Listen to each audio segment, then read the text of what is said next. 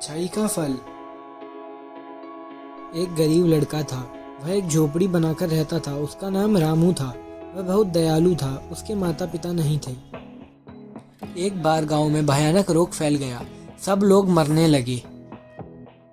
रामू भी अपना गांव छोड़कर दूसरे गांव के लिए चल पड़ा। रास्ते में उसने देखा कि एक कौवा भौरे का पीछा कर रहा है। रामू को दया आई। उसने कौवे को भगा दिया। भौरे ने उसे बहुत धन्यवाद दिया। भौरे ने कहा, तुम कभी मुझे याद करोगे, मैं तुम्हारी मदद के लिए आ जाऊंगा। रामू आगे चल पड़ा।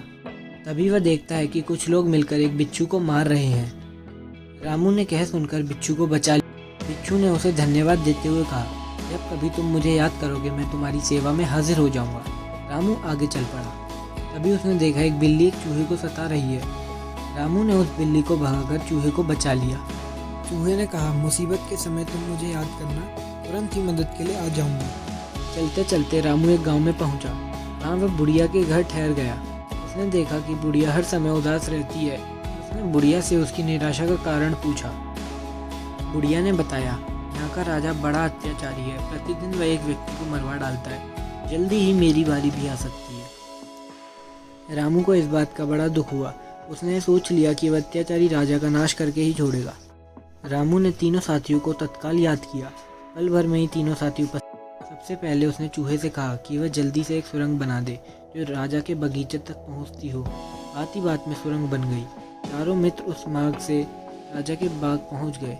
घनी झाड़ियों में छिपकर बैठ गए। सुबह हुई। राजा बगीचे में घूमने आया। योजना के मुताबिक गौरा राजा के सर पर डंक मारकर पेड़ पर जा बैठा। राजा को गुस्सा आ गया। उसने अपने नौकर से उसी समय एक सीढ़ी मंगवाई और उससे बोला, तुम इस सीढ़ी को मजबूती से पकड़ लो, मैं ऊपर चढ़कर उस दुष्ट भौरे को पकड़। इतना कहकर राजा सीढ़ी पर चढ़ गया। रामू ने उसी समय बिच्छू से कहा कि वह नौकर के पैर में अपना डंक फौरन मार दे।